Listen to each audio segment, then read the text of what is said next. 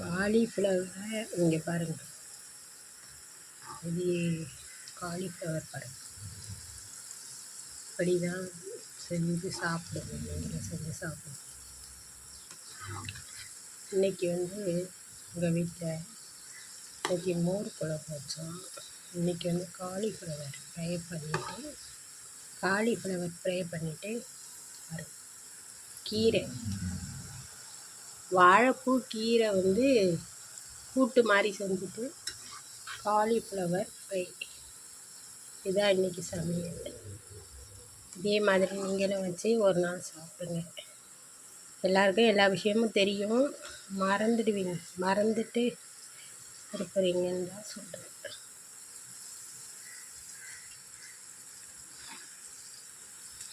ஞாபகம் ஊட்டுறேன். இந்த மாதிரி செஞ்சு வெயில் காலத்துக்கு சாப்பிடுங்க, நான்வெஜ்ஜு சாப்பிடாம.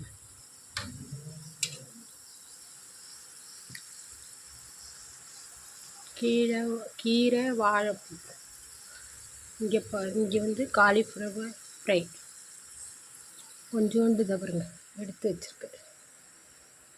இது எண்ணெயில் பொரிச்சு செஞ்சுருக்கு, கொஞ்சம் வெந்துக்கிட்டு இருக்குது. இந்த அடுப்பில் கீரையும் வாழைப்பூவும் வெந்துட்டு இருக்கு. இதாங்க இன்னைக்கு செஞ்சிட்டு இருக்கோம்.